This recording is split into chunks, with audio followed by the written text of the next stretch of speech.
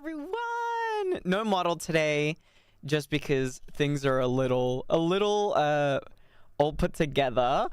But hello, everyone! Welcome in, welcome in. I appreciate all of you for coming in so damn much. I'm so happy to be finally starting this. Good luck. Thank you, Burning. Thank you for coming in. Sick project. Thank you. I saw some people talking about my model as well. I appreciate it so much. I love her. But yeah, if you don't know me, or if you're just tuning in, I am Carmen. I am a bunny VTuber who owns the Bloomkeeper Burrow flower shop. However, today we will be doing something very special. Usually I'm streaming over on Twitch, but however, today we are on YouTube. I was going to multi-stream to Twitch, but things were kind of running like ass. So for today, it is just a YouTube exclusive. So you guys better be ready for that. It's gonna be great. It's gonna be so fun. We are going to be recording and voice acting the first 6 chapters of the web novel for Apothecary Diaries. The arc is called the Inner Palace arc. Tube of You, exactly, yes.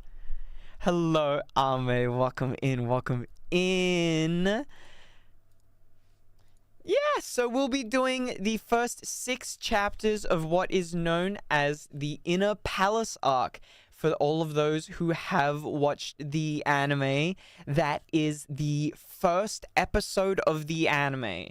So for anyone who is anime only, no spoilers in here. You'll be all good. You don't need to worry about potentially having any of the story spoiled for you. However, if this stream does go well, there will be a casting call put up on Casting Call Club on the 1st of next month. So in a week from now, in exactly 7 days from now, there should be a casting call put up. You didn't watch the anime, so this is going to be fun. Ooh! So your first introduction to Apothecary Diaries is through me?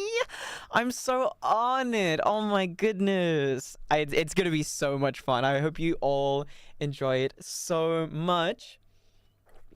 So yeah, what we'll be doing is we will be doing 3 chapters at a time, as these chapters, for those who are familiar with the ReZero web novel, potentially Reverie fans in here, Apothecary Diary chapters are very different. They are very short and they don't go for very long. They're like 3 pages each, 3-4 pages usually. The longest ones only go up to like 7-9 pages at most. However, for today, most chapters only go for about 3-ish pages. So they're going to be very short. So we'll be doing 3 at a time. After chapter 3, we will be having a short break, just talking to everyone, seeing how everyone feels about the characters and what they think. Obviously interacting with you guys in the chat as well, seeing what you guys think. And then we'll be going back in for another 3 chapters. And then, yeah, that's the plan for today. I do have to preface this. This is serious talk here for all of you Reverie crew and fans in here. Little bit of serious talk real quick. I do want to preface, and I cannot stress this enough, that this project is not a project ran by Studio Reverie. I have the amazing, some of the amazing people who help out and work on Arc 6 with us here today, and I thank them so much for coming in and helping me voice all of these lovely characters today. But this is inherently a project run by me. It is planned by me. Everything is all done by me, and it is not specifically a Studio Reverie project, despite who is on the stream and who is voicing the characters. Yeah, so I just wanted to make sure that was very clear from the start.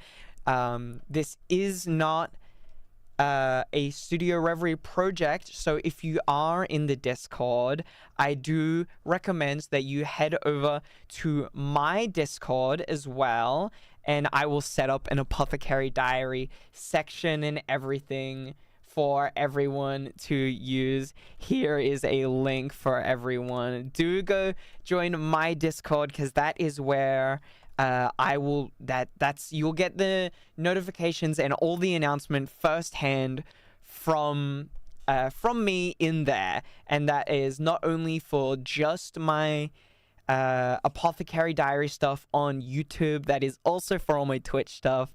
So yeah, I appreciate you all coming in. And without further ado, let's get into introducing the cast. I love who you voice in the ReZero. Yeah, I love voicing for Reverie. But here we go. I'm gonna undeafen and we will introduce all our cast. I'm pretty sure we're gonna go off of what you did anyway, so. You should be live, everyone, just so you know. Oh, hey, hi! Yay! Hello, everyone! We're just rambling. I'm the one who gets to jump in and be like, stop talking! Isn't it nice? No more talkies. I think this is nice. It's delightful. I've got the little... I say as someone who never has to be streaming. I've got the little like Discord reactive so everyone knows who's talking, because it's a very small cast today. And it's like you guys are like my little children. We demand attention. I'm gonna have to ask you to help me get that back up. Yeah. I want a snack. I'm hungry. Give us food. But yeah, let's start with the introduction, starting with you, Greenie. Okay. It is I, Green Warrior 291. I never used to use the full name, but Greenie here. I am a YouTuber and a writer and an editor for Studio Reverie. So those are my qualifications. I shall be narrating today. Yes. Hello, everyone. This is my stream, so you already know me. I am Carmen. I am a VTuber and a video editor for the lovely Studio Reverie. If you did not know, do go check them out after the stream. It's very, very cool, and I love that project so much. But yeah, today I will be voicing both Mao Mao and Xiaolan. And I'm so ready to have fun. Yay! I'm Kyle's McGiles. I don't know what to do right now because I don't know what to do with on this end. This is great. I'm a voice actor. I was a VTuber. I have now turned back to flesh tubing.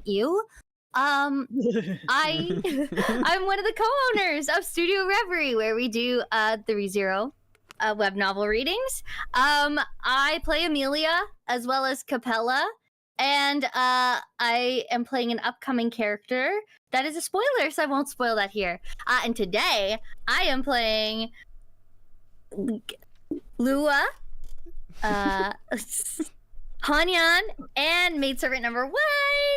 Yay! Woo! Really excited for maidservant number 1. Let's go! Let's go! My shining role. Breakout role for you. It'll be amazing. Yes, it's gonna give me names. It's gonna give me numbers. Hello, everyone. I am Tealdi. I kind of do a whole bunch of stuff just because I find it fun. So I am in so many different things, but it's okay. I am also part of Studio Reverie. I am a very prolific narrator. Yes. I stand in for Beatrice so we have a place to put the lines later on. I have voiced Krush. I have voiced Louis. I have voiced Elsa. I have voiced Frederica. So all sorts of ones there. I'm also going to be voicing some characters in the upcoming art. Can't tell you because spoilers are no-go. Today, I am going to be the voice of Gyoko. I am maidservant number 2 and narrator. Woo! You damn well know I wasn't gonna skip my chance to have a Taildy narration. Fair enough. So based. And hello everyone, I'm Wolf. I'm a co-owner of Studio Reverie. I voiced the main character on the project there, Subaru. And today I will be voicing Jinshi, and I am very excited because I love this character. I hope I do him justice. Jinchi-sama! Yeah. It's gonna be so much fun. Are you guys ready? Yes. Yeah! Something outside of ReZero? So excited. Right? Yes. You're Finally. telling me we're not going to be narrating how Mao Mao gets mauled to death by 18 rabbits? What? Darn it! Oh. Let's Someone go. doesn't lose half their body? Damn it. Damn, it's a shame these guys don't know about the time loop arc that's definitely coming in the future. No white rabbits? Shit. I think I called that chapter. I was told about it, and I was like, gimme, gimme.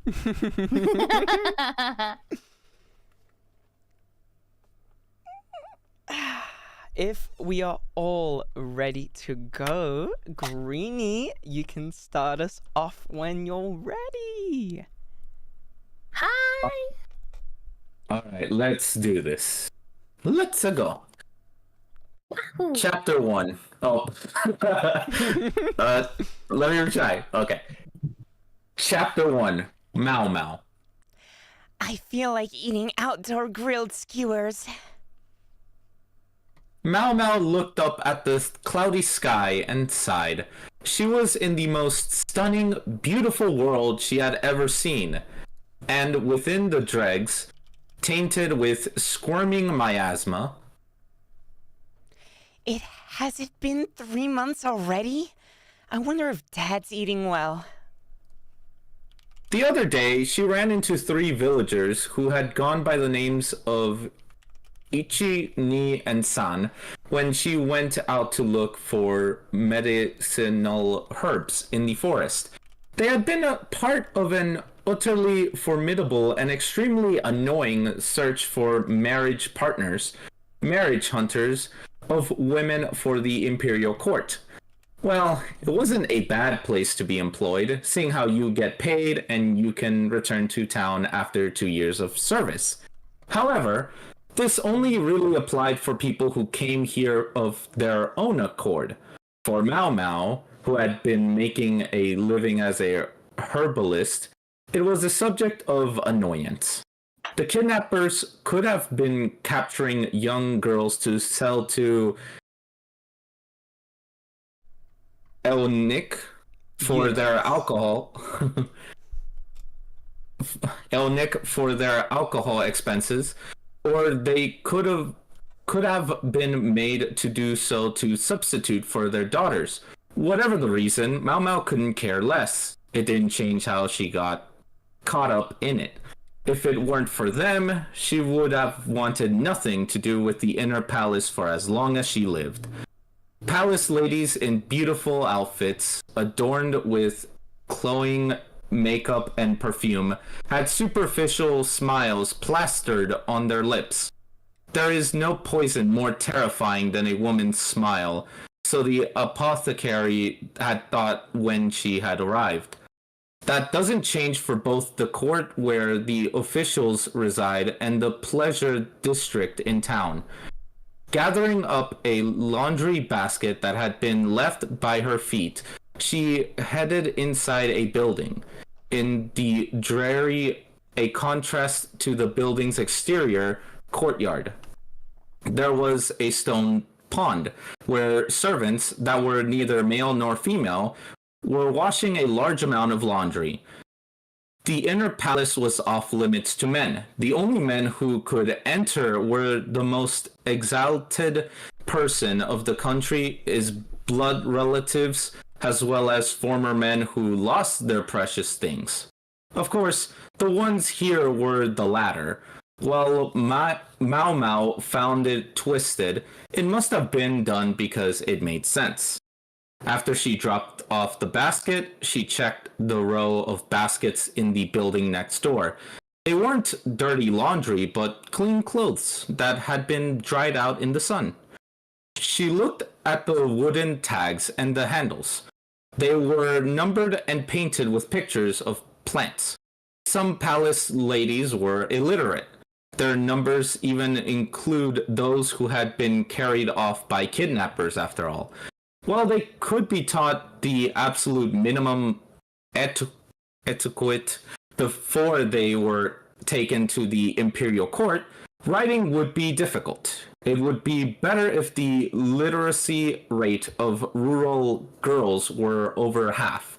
It could be said that it was the harmful influence of the oversized inner palace that the numbers had increased, but the quality was bad. Although its current size couldn't possibly compare to the flower garden of the late emperor, the consorts and palace ladies combined numbered 2,000 people, and once you include the eunuchs, it made 3,000 people in all. Mao Mao was among the lowest of maidservants. She wasn't even given an official position. That was reasonable, being a girl who didn't have any backing, kidnapped to make up the numbers. Well, she still might have had the chance to be a low-ranking consort if she had a body voluptuous like a peony flower and skin as white as the full moon. All Mao Mao had was healthy skin covered in freckles and limbs like withered twigs. Let's get this over and done with. Once she found the basket with the plum flower tag numbered 17, she quickened her pace. She wanted to return to her room before the heavily downcast sky burst into tears. The owner of the basket of laundry was a low-ranking consort. The quality of the furniture in her personal room was fancy compared to the other lower consorts, but much too gaudy. It made her suppose that the owner of the room was the daughter of a merchant or something. Upon obtaining a ranking, a consort was entitled to a personal maidservant. Low-ranking consorts were allowed 2 at most. Thus, maidservants who don't serve a master like Mao Mao go about carrying laundry. A low-ranking consort was allowed a private room in the inner palace, but since it was located on the outskirts, it rarely caught the emperor's eyes. Nonetheless, a consort ordered to serve him at night can move rooms. A second visit from His Majesty held the meaning of promotion. On the other hand, consorts who passed the suitable age without giving him the itch would have their rankings lowered. This was limited to those from families with no substantial power. At worst, they can get bestowed to another. Whether that was unfortunate also depended on the partner, but it seems palace ladies found it most terrifying to be bestowed by a eunuch. Mao Mao knocked on the door lightly. An attendant answered the door bluntly, saying, Set it down over there. Inside the room, there was a consort with a sickly sweet smell waving a wine cup. She had been praised for her beautiful face before she entered the palace, but alas, she was a frog in the well. She was overpowered by all the brilliant flowers, taken down a peg, and hadn't left her room lately. No one will come to see you if you stay in your room. Mau Mau took the laundry basket from the room next door and returned to the washing area. She still had a lot of work to do. While she didn't come here on her own accord, she planned to work for her pay. Diligent by nature, that was the former apothecary Mau Mau. If she worked unquestioningly, she'll get out sooner or later. There was no way she was going to be picked. Unfortunately, it could be said that Mau Mau's thoughts were overly optimistic. No one knows what will happen. That was life. For a 17-year-old girl, she had far-sighted thinking, but she still had things she couldn't hold back. Curiosity, a thirst for knowledge, as well as just a teeny bit, a sense of justice. A couple of days later, Mau Mau will expose the truth of a certain mystery.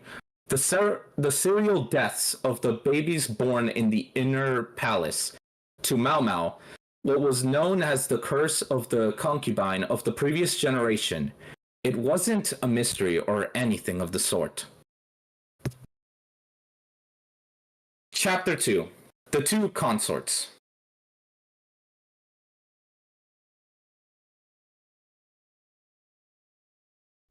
Giles. So sorry, I thought we were gonna take a break in between my bed. I knew it. Yeah, I heard that's what the doctor saw when he went in. Mau Mau was sipping soup as she listened in. There were several hundred maidservants eating breakfast in the vast dining hall. The meals consisted of soup and millet porridge. The maidservants who were sitting diagonally across from her continued to gossip. They were making a look of pity, but more than that, curiosity shone from the depths of her eyes. It was the same for both Gyoko-sama and Luhua-sama. So was both of them? They're only half a year and 3 months, right? Yes. Could it really be the curse? The names they mentioned were the favored consorts of the emperor. Half a year and 3 months were the respective ages of the imperial children they had given birth to. Gossip threw its weight around in the palace. They were about the palace ladies who consorted with the emperor and his successors. If there were those about their infamy due to bullying and prejudice, there were also those that sounded like ghost stories best told in the sweltering heat. I guess so. Otherwise, there'd be no reason for those 3 to pass away as well. The ones who had passed away were the children born from consorts, that is, the imperial children who were equated to successors. There had been one when the emperor was the crowned prince, and now has the emperor, too. All of them passed away during infancy. It was a given for infants to have a high mortality rate, but it was unusual for it to have been 3 children from a court noble. As of now, the 2 children of Consort Gyokyo and Consort Liua were the only survivors left. Could they have been poisoned? With a mouth full of water, Mau Mau's thoughts reached a different conclusion. Among the 3 children, 2 had been imperial princesses. As only boys had the right to succession, there were few reasons to kill a princess. The 2 who sat in front of her spoke of curses and calamities without moving their chopsticks. There's no such curse. Absurd. It all boiled down to that single word. There existed a law on familial extermination by simply setting a curse, so Mau Mau's thoughts could be taken as heresy instead. However, she had the knowledge she could assert her own biases. What kind of illness? Could it be hereditary? How did they pass away? It was then the quiet and unsociable maidservant spoke to the talkative maidservant. The regret she got from losing to her curiosity was something for a little while later. I don't know the details, but I heard they got all weaker by the day. The talkative maid, Xiaolan, seemed to have an interest in what Mao Mao spoke to her about. She also told Mao Mao about every other rumor afterwards. I believe Li Hua-sama has it the worst, seeing how the doctor has been seeing her more often. The maidservant said as she whipped down the window frame with a wrung dust cloth. Li Hua-sama herself? Yeah, mother and child both. The doctor going to consort Liwa would have to be more the fact that her child was the crown prince rather than who was sicker. Consort Gyokyo's child was an imperial princess. The emperor's favor ran deeper for consort Gyokyo, but it was clear from the gender of the children who was the more important one. While I don't know the specifics of the symptoms, of course, I heard there were things like headache, stomachache, and nausea. After Xiaolan finished talking about everything she knew, she went to her next job, apparently satisfied. Mao Mao gave her licorice tea as an expression of gratitude. The tea was made from the herbs that grew on the edge of the courtyard. Though it had a medicinal stench, it was very sweet. The maidservant, who rarely tasted sweetness, had been overjoyed from that. Headache, stomachache, and nausea. Mao Mao had an idea about the symptoms, but she could not reach a decision. You must not think of things through speculation alone, her dad had told her harshly. I'll go take a look in a bit. Mao Mao decided to quickly finish her work. The scale of the entire inner palace was massive. Usually there were 2,000 palace ladies and over 500 stay-in eunuchs. Though maidservants like Mao Mao were crammed into large rooms in groups of 10. Low-ranking consorts had their own rooms, middle-ranking consorts had buildings, and high-ranking consorts had huge palaces larger than towns complete, with a dining hall and a garden. As a result, Mao Mao had never left her station on the east side. The only time she was ever free to leave was when she was given a task. If I have nothing to do, then I can just find something to do. Mao Mao went up to a palace lady who was carrying a basket. The basket in the palace lady's arms contained a high-quality silk that must be washed in the pool on the west side. It would be damaged if it was washed on the east side, whether it be due to the water quality or having different people to wash it. Though Mao Mao knew that the deterioration of silk had something to do with the difference of drying silk in the shade, it wasn't something she needed to say. I want to see the extremely beautiful eunuch. I heard is in the central area. After Mao Mao mentioned something she had incidentally heard from Xiaolan, the palace lady gladly swapped over for her.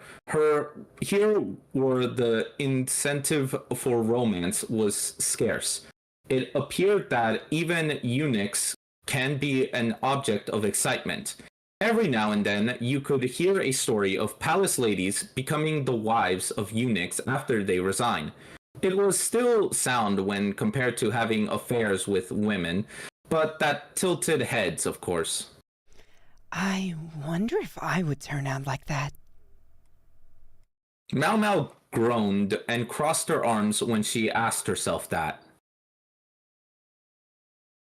After she quickly delivered the laundry basket, Mao Mao looked at the red building that was situated in the central area. It was an elaborate palace, more refined than the outskirts of the eastern side. As of now, the crown princess mother, consort Liua, resided in the large residence in the inner palace. While the emperor was lacking an empress, it can be said that consort Liua, with the only male child, was the most influential person here. The spectacle Mao Mao saw inside that palace was not much different to what she saw in town. There was a scolding woman, a woman hanging her head in shame, flustered women, and a man who was acting as the mediator. It ain't much different from a brothel. With an extremely cold expression, Mao Mao joined the third party. In other words, the Rumbernecks. The scolding woman was the inner palace's most powerful person. The one looking down was next most powerful. The flustered ones were their attendants, and the one who came to mediate was the doctor, who was already no longer male. That was what she gleaned from the surrounding whispers. You're to blame. It's because you gave birth to a daughter that wanted to curse my boy to death. Is that right? Consort Liua's beautiful face had distorted to something terrifying. The consort, with her demonic looks and her ghostly white skin, faced the beauty who was holding her cheek. You know it's impossible for me to do such a thing. Xiaoling is also suffering the same way. The woman with red hair and jaded eyes replied coldly. Consort Gyokyo, with her western features, gazed up at the doctor's face. And so, I want you to see my daughter's condition as well. Although the doctor was acting as the mediator, he was apparently the cause of the outburst. It seems she had raised a protest about the doctor only seeing the crown prince and not her own daughter. Not that Mao Mao didn't understand mothers, but it was a given that male infants came first in the hierarchy of the inner palace. As for the doctor, he looked like he wanted to say that it was unfounded, though. Is he an idiot? That quack. To think that he hadn't noticed with the two consorts standing so close to him. No, he didn't even know about it before that? The deaths of the infants, headaches, stomach aches, nauseas, and consort Liua's white skin and unsteady body? Mao Mao left the scene of discord while muttering and grumbling to herself while thinking, What can I use to write with? Consequently, she took no notice of the person who walked past her. Chapter 3.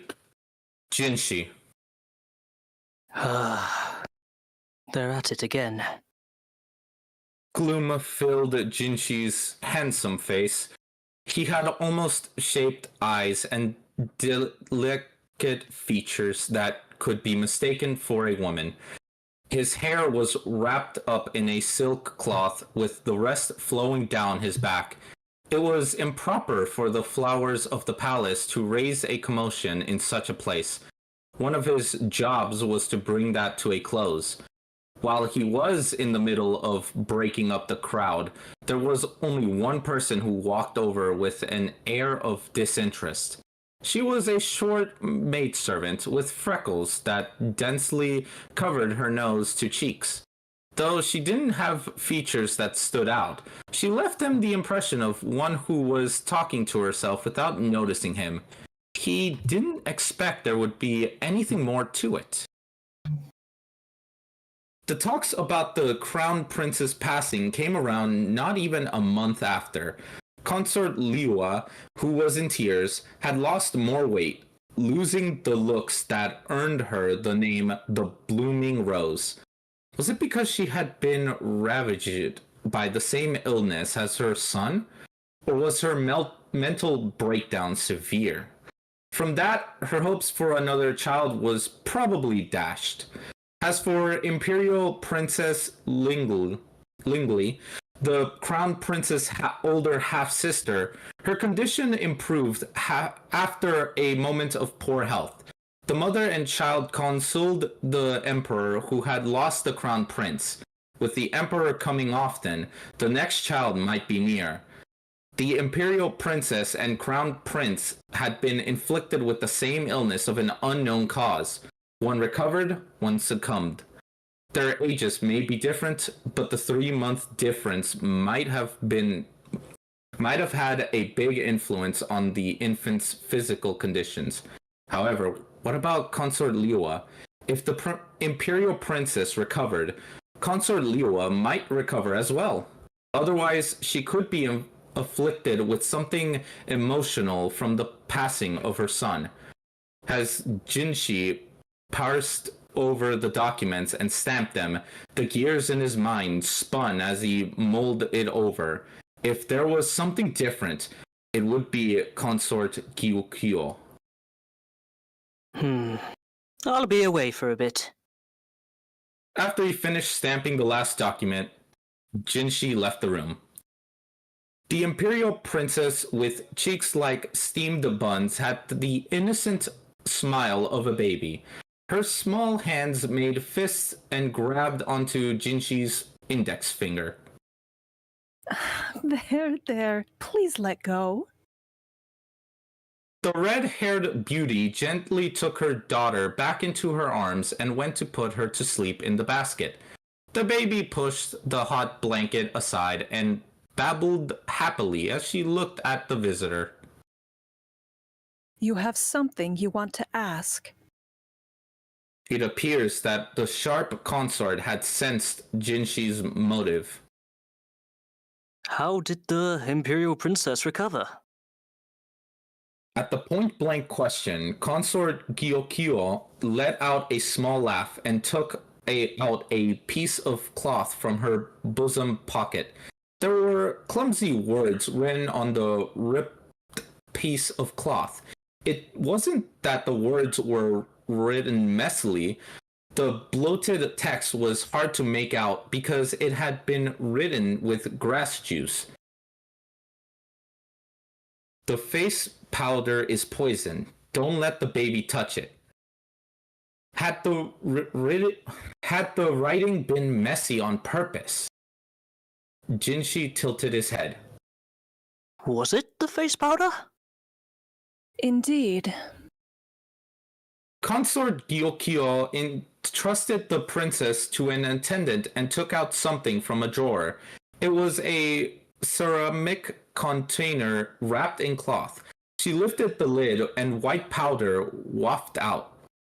The face powder? Indeed, this is the face powder. He pinched the white powder, wondering what could it be in it. Come to think of it, Consort Gyokyo didn't use the face powder as she had beautiful skin by nature. Consort Liua heavily covered her face to conceal her sickly pallor. The princess is a glutton.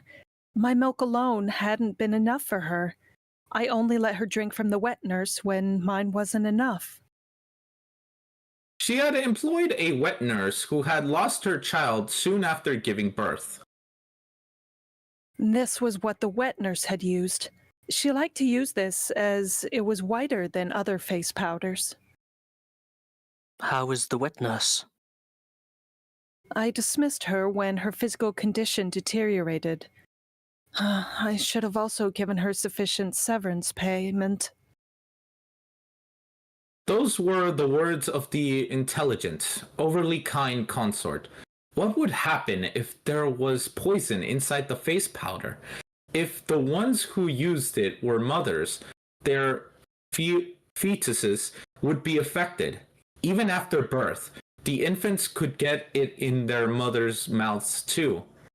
Jinshi and consort Gyokyo didn't know what it was, just that this was the poison that killed the crown prince.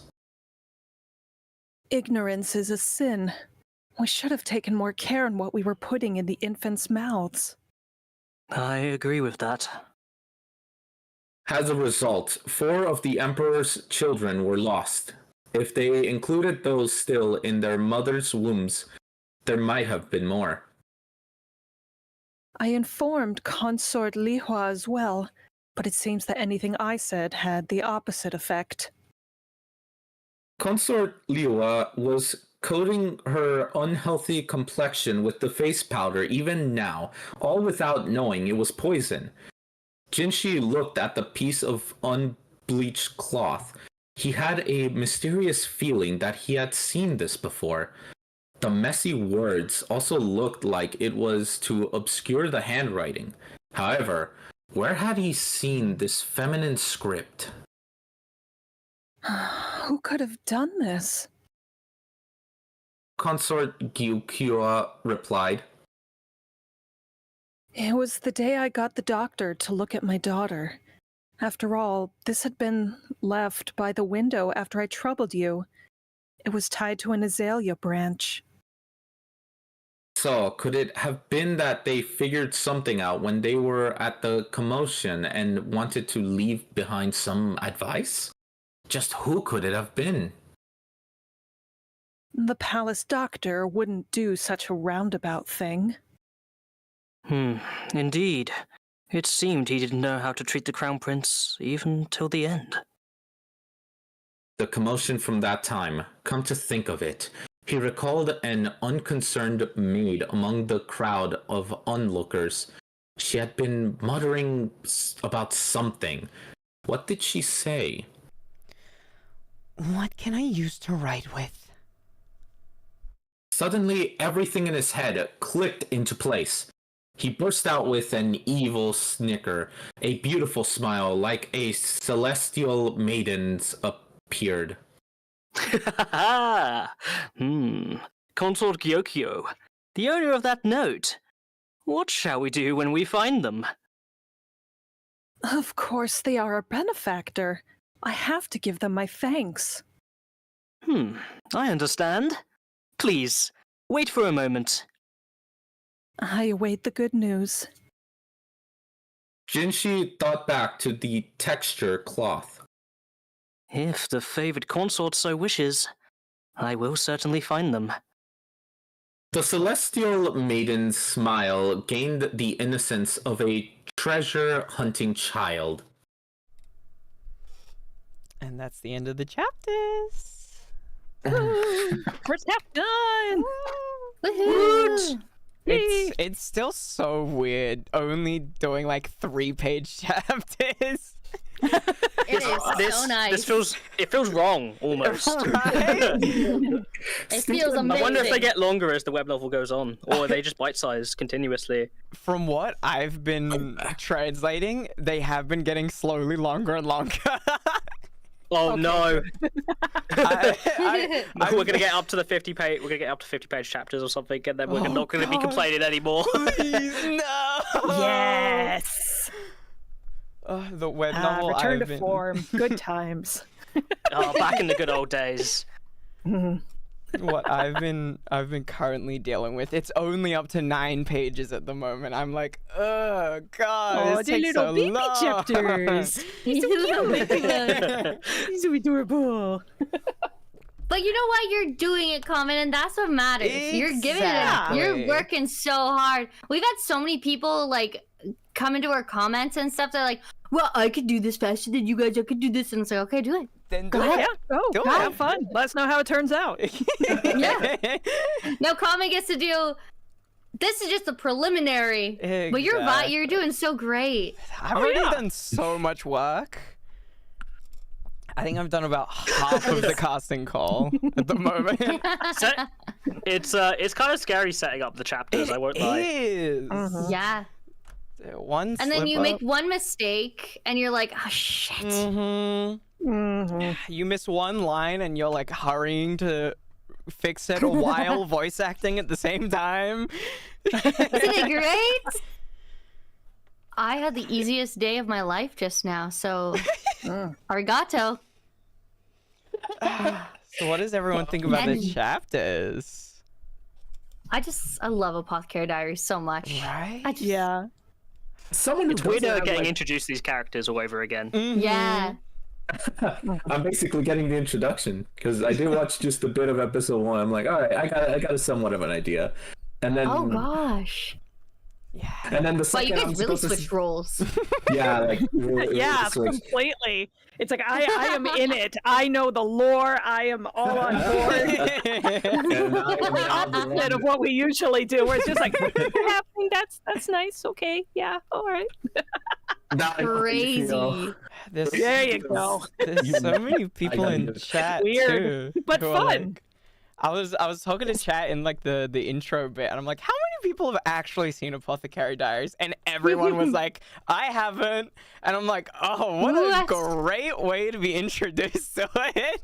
Yes. You're missing out on peak. This went right into my top Get 5. in there. Right? Oh Like yeah. potentially even my top 3. It's so So interesting. myself, hierarchy. How did that word stumble my mind? I just saw it, and my brain kind of just collapsed. And I tried in the Discord chat. I forgot to tag you, but it's like it's eunuch. Eunuch. Yeah, I was thinking the comment like, okay, I listened to a bit of it, eunuch, okay, and then eunuch. I'm like, how did I forget the name? I just, oh my god, I was practicing. that- too. That word doesn't look like it's pronounced the way that it It's just is. not. Eunuch. Oh man, that threw me off. Now the mystery stuff, that I should have suspected something, but Man, I wonder who tied that note to the branch. I've got no clue. I got no clue who it No was. idea. Serious. Man. who could it have been? Now knowing Jinshi, like by the end of season 2, it's so strange to see him before Mao Mao. Right? What do you mean he's formal and doesn't act like a child 24/7? What do you mean? Then he's like, "Ooh, I got my new toy." Toy time! But yeah, this is so fun. I'm enjoying this. I'm I hope you are enjoying too, this. chat. Yeah. It's fun to play a different character, I won't lie. Yeah, not just Subaru Natsuki all the time, huh? I'm way more of a There shit you disturber, go. and I'm enjoying it. He's like, "I got my stick. I got my boots. I'm ready to go." I like being an angry mother. This is great. I never get to be mommy Slapped characters. me right in the face. Fuck you, Tealdi! Slap! Never, I would never do that to My you. And then I Jinchi's just in the told background him, like, Yours oh, gonna once die. again. The girls are at it again. Damn it. Bye!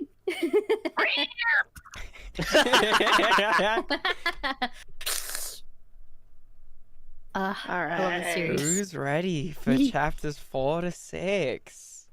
Ready? I'm so ready. All right. I'm just chilling. Yeah, same. I'm having a great time. Yeah, you great. Unix aside, no notes. It's okay.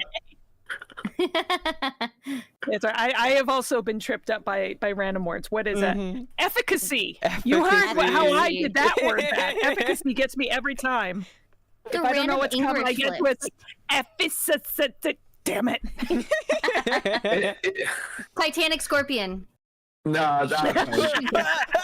I think Titanic Scorpion is more of just a dumb name than eunuch that is such a what? Titanic Scorpion almost made me just lose everything. I almost gave up the channel again. For those of you who don't know Reverie, I had to say it like 40 I times. was there in a row. my hand was out. You just had to tag me in.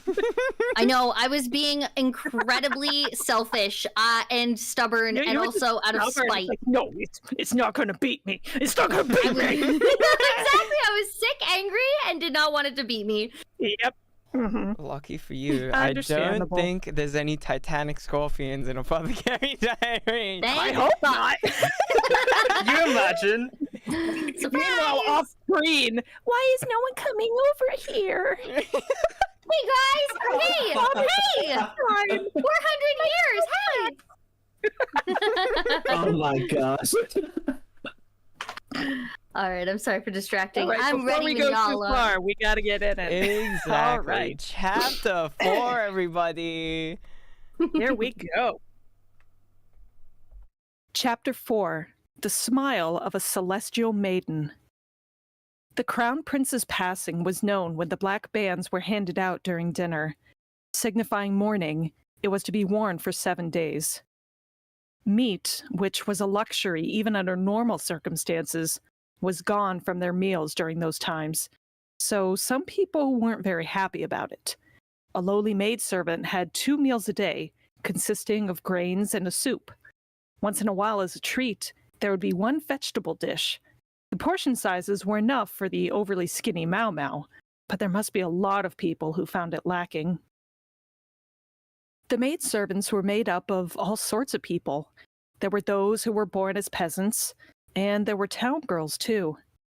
There were also the daughters of officials, though their numbers were few. Although with officials as their parents, those girls should be treated somewhat better. Even so, when it came down to the reason why they were working here, there was also the question of how the person was raised.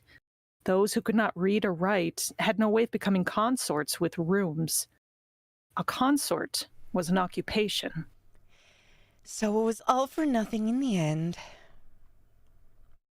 Mau Mau knew the cause of the Crown Prince's illness. Consort Li Hua and her attendants had used the white face powder lavishly. It was a high-class item that commoners cannot get their hands on. It was also used by the brothel's high-class prostitutes. Courtesans who earn a farmer's lifetime of silver in a single night also used it. If there were those who buy it themselves, there were also those who received it as a gift. The courtesans ruined their body by applying this white powder copiously onto their face and neck. Several had died from it. Even though her dad had told them to stop, they continued with it. Mau Mau had also seen many of these courtesans die from weight loss and weakness by her dad's side. By trying to have both life and beauty, in the end, they lost both. That was why Mau Mau had broken off a short branch, written a simple message, and left it at the 2 consorts' places. Well, she didn't think that they would believe the warning from a lowly maidservant who had no writing materials. When the mourning period ended, the time when the black bands could no longer be seen, she heard a rumor about Consort Gyokyo. Apparently, with the Crown Prince lost, the grieving emperor was being affectionate towards the surviving imperial princess. She heard nothing about him going to Consort Li Hua, who had lost their child. How convenient. Mau Mau gulped down the soup that had small bits of fish in it, cleared the table, and headed to her workstation. A summoning, you say? Mau Mau, who was carrying a laundry basket, was called to a stop by a eunuch. It was about going to the chief palace official's room in the central area. The palace officials were one of the 3 divisions in the inner palace, a low-ranking palace lady, so to speak. The other 2 were inner officials, the consorts with rooms, and the eunuchs, who are equivalent to a department of attendants of the inner palace. What is this about? The eunuch also spoke to the maidservants around her. Looks like it wasn't just her. It must be that the turnout was insufficient. Mau Mau left the basket in front of the room and followed the eunuch. The chief palace official's building was close to the main gate, which was one of the 4 gates that connected the inner palace to the outside world. The emperor would surely come through this gate when he visited the inner palace. She may have been summoned, but it wasn't really a comfortable place to be. It was too pretentious. While it somewhat paled in comparison to the building of the chief inner official next door, the structure was more extravagant than the buildings of middle-ranking consorts. Each handrail was carved, and lifelike dragons entwined around each of the red pillars. She was urged inside a room, which was only furnished with a single large desk, tasteless beyond expectations. Not counting Mau Mau's group, there were about 10 maidservants gathered within. Their expressions ranged from uneasiness, anticipation, to excitement. Yes, up to here. The rest of you can return now. Huh? The line was cut off weirdly for some reason. Mau Mau was the only one to enter the room.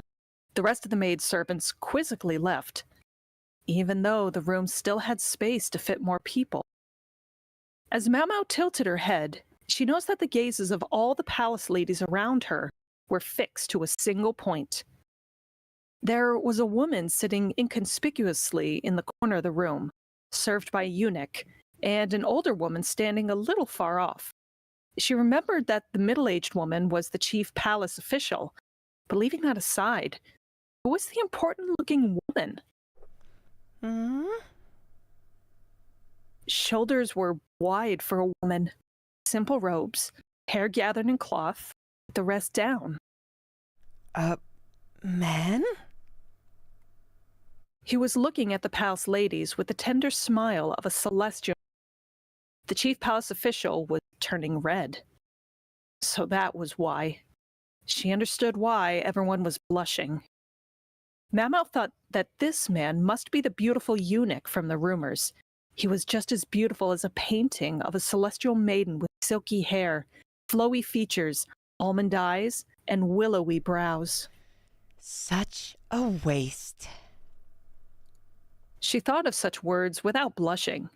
As he lost his most important thing, he cannot make children. How much a sight for sore eyes would that man's children be?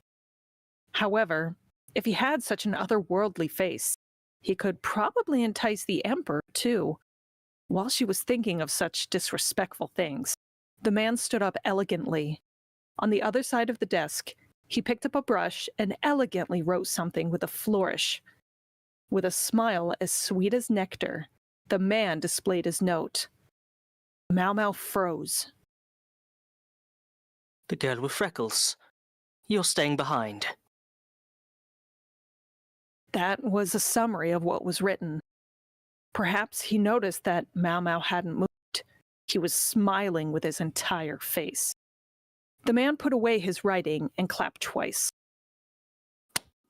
We are done for today. You can return to your rooms.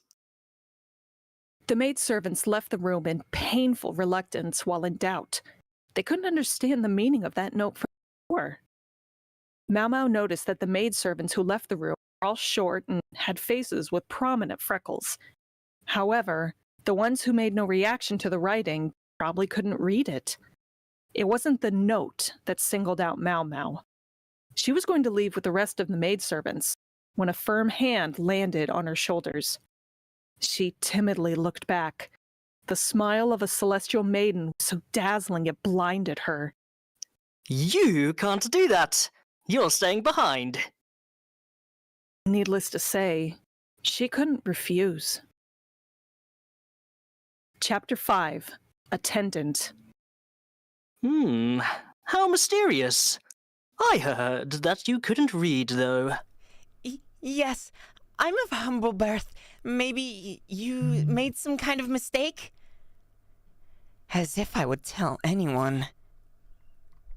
Was what she wanted to exclaim, but didn't. She was completely playing dumb.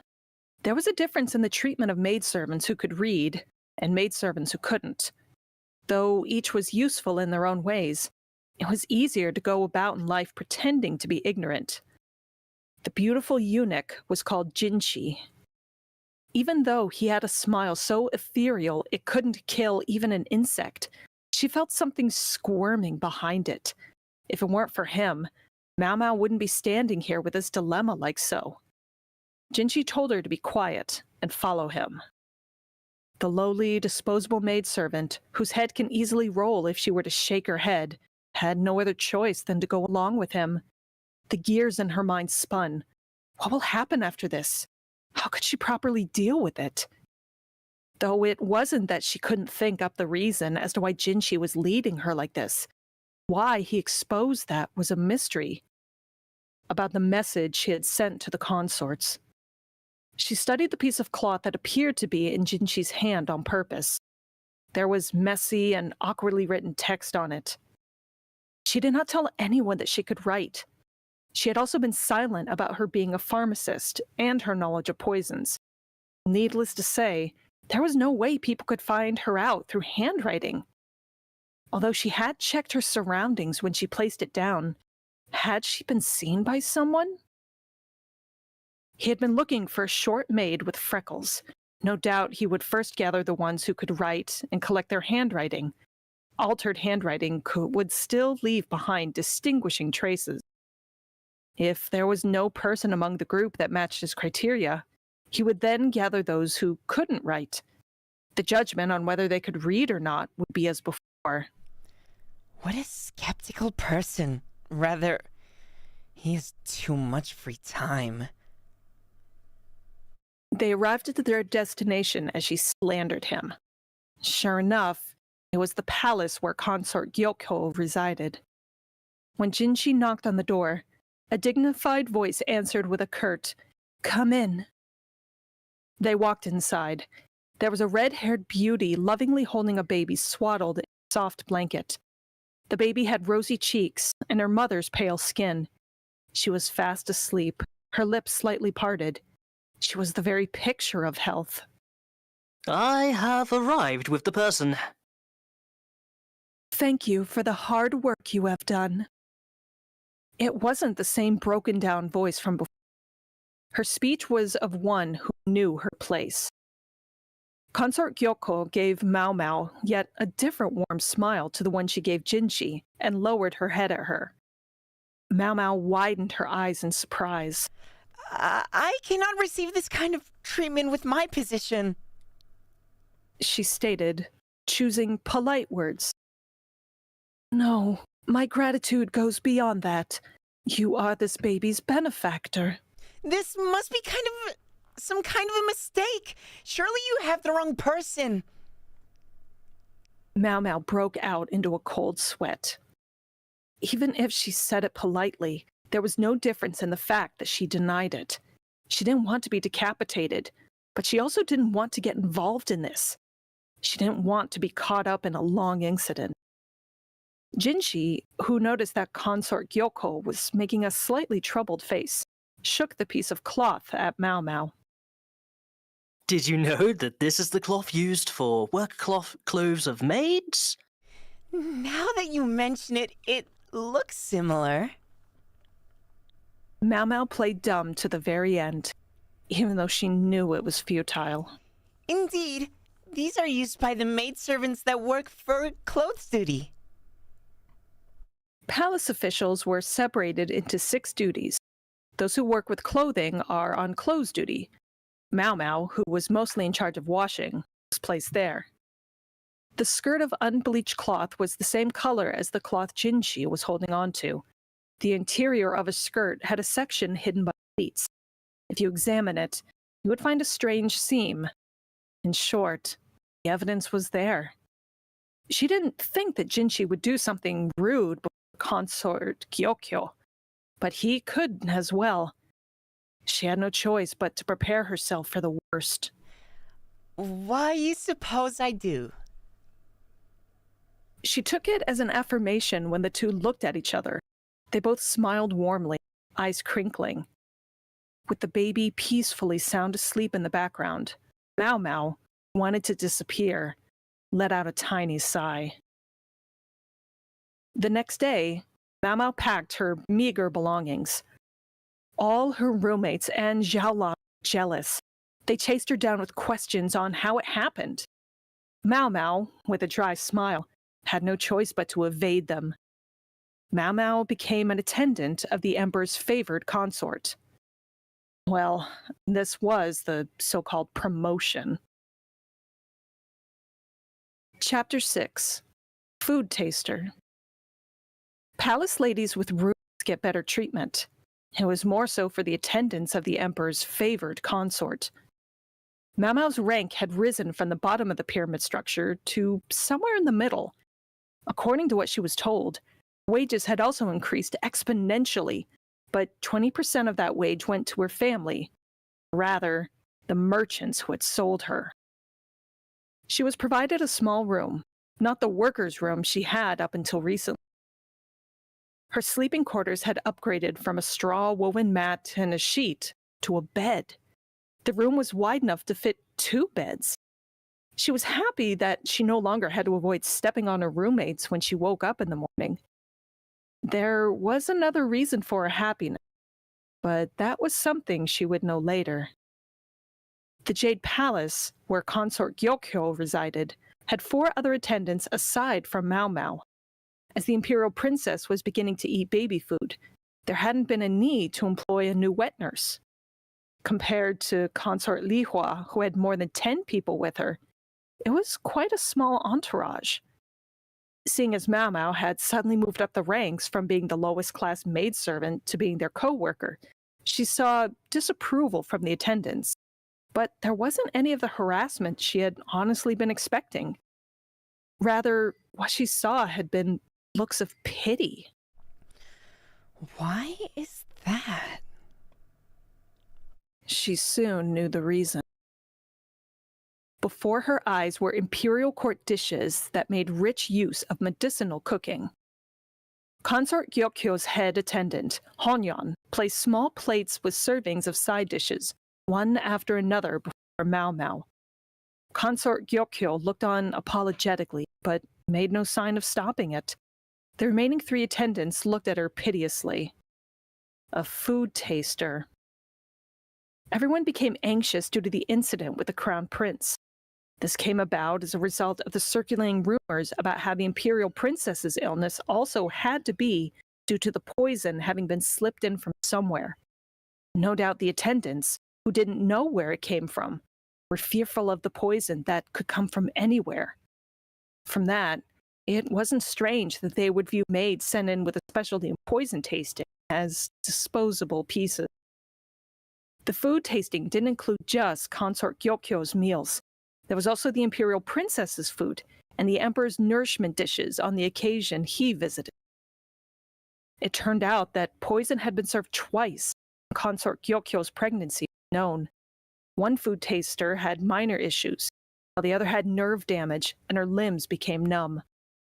The attendants, who had been nervously acting as food tasters up until now, must be grateful towards her. Mao Mao frowned as she looked at the plates. They were made from porcelain. If you're terrified of poisons, using silver is a given. Mao Mao picked up the garnish on the namasu with a pair of chopsticks and looked at it carefully. She sniffed it, then placed it on her tongue, making sure that there was no numbing sensation, and swallowed it slowly. I'm honestly not suited to be its food taster. Immediate onset poisons aside, it would be pointless to entrust the food tasting to Mao Mao if it was delayed onset poison. She, who had made herself gradually accustomed to poisons in the name of experiment, had perhaps become resistant to a large amount of poisons. This wasn't the job of a pharmacist. It was for the sake of fulfilling her intellectual desire. In a different place and era, she would surely be called a mad scientist. Even her dad, who taught her the skills of an herbalist, had been shocked about it. When there were no changes to Mao Mao's body and she affirmed that there was no poison with her own knowledge, Consort Gyokyo finally started to eat. Next up was the flavorless baby food. I believe it would be better to replace the plates with those made of silver. Without putting any feeling to it, Mao Mao told her boss, Honyon. She had been summoned to Honyon's room to report on her first day of work. It was a spacious room lacking in gorgeous ornaments, which expressed her practical personality. The beautiful black-haired head attendant who was reaching her 30s sighed. It really is, as Jinshi-sama said.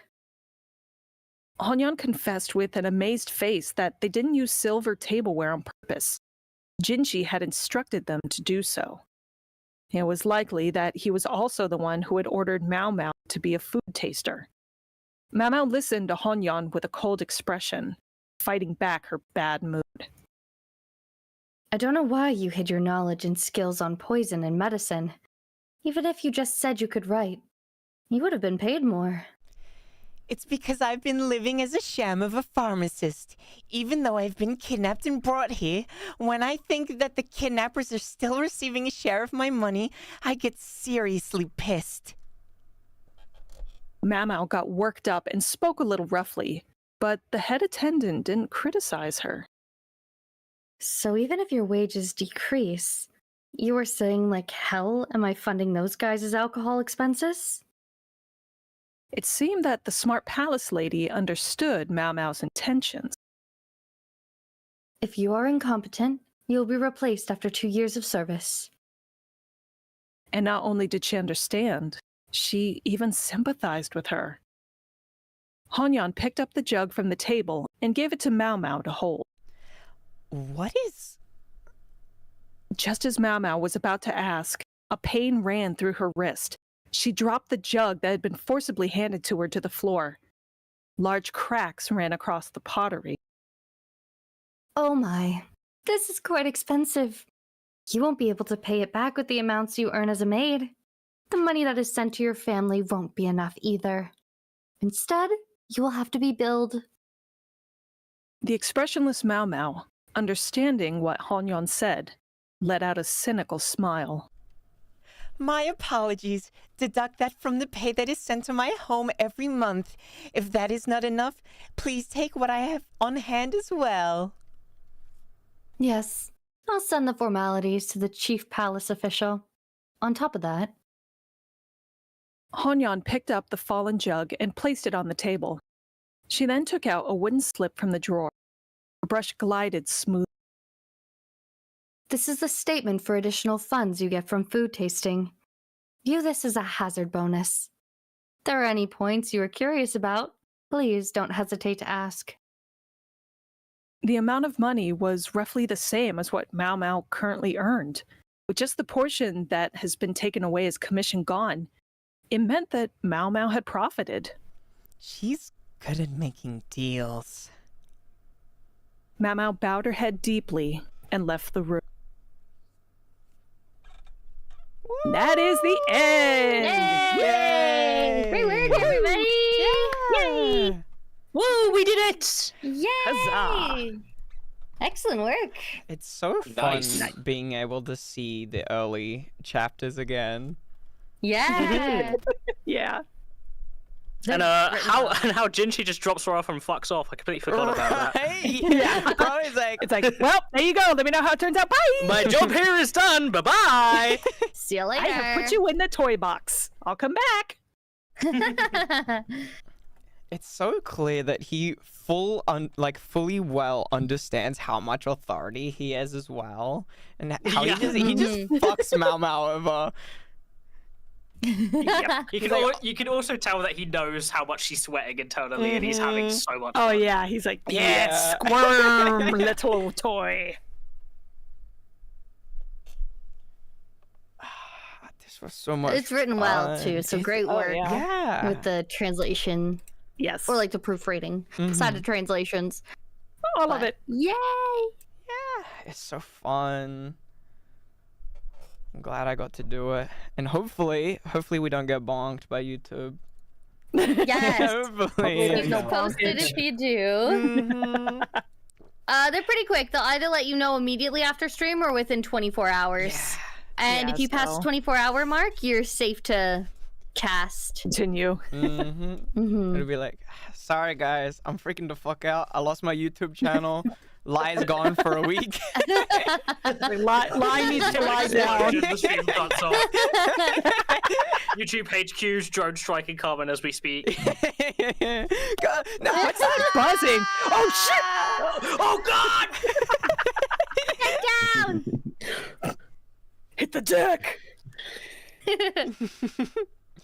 Nah, I have a feeling it's gonna be totally fine. Yeah. There's It'll enough be Creative fine. Commons. Mm-hmm. The only thing you'll ever get bonked with is maybe music if you play it on stream. But if you do what we do with the web novel, where you do like the live recordings and then you re-edit later, Mm-hmm.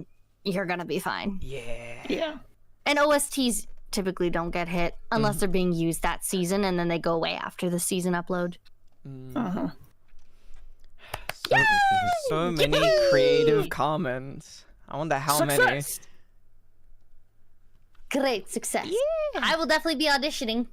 Me too. Oh yeah. Oh, I will too. I'll keep you guys posted. It should be in a week from now. Ooh. Whee! Keep my Yeah. peepers peeled. You guys will get. Give me Bactorial, Mom. You guys will get a first look as Reverie staff. I'll give you special exclusive. privileges. Let's go! See, this is why we just love this. I love having privileges. This is so nice. We love this empire. Guys, there is nepotism here. Deal with it. Deal That's with so it. based, okay? We're open about it. We're honest, okay? Nepotism Hey, is honestly- strictly disallowed, except for family members. Yeah. If you're someone who benefits from nepotism, good for you. Use that shit. Exactly. But yeah, I'm so glad that everyone could make it. I hope everyone enjoyed it. I had fun, that's for sure. That was so much fun. Especially being It able was. to do something that isn't ReZero for a ReZero. change. Yes. Yeah. It was very nice. A Retweet. nice, fresh thing to do. I needed a Yes. break. I love taking breaks. So More nice. narration. Woo, woo, woo. Now I got a husband, so that means that I'm gonna start catching up. Let's Oh, go. yeah, get I into think you're gonna love it. it. You've got two Get your whole swimmers on, get your seasons. rashi, and just dive in there. Apothecary Diaries took me away. I love this series. As soon as I found it, I binged both seasons in like 3 days. And then I caught up because season 2 was airing. And I'm like, what do you mean there's only 3 episodes of season 2? I want more. Oh, you caught up How just dare you before we withhold. did. Mhm. We had to wait for I think we caught up. We had 5 left before the end of season 2, so it wasn't as bad, but it was still rough. Yeah, I'm most of the way through season 1. Mhm.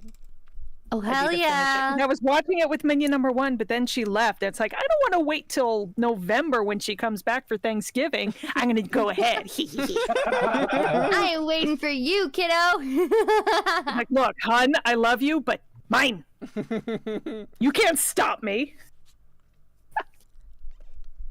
Let's go. Yeah, thank you everyone for helping out.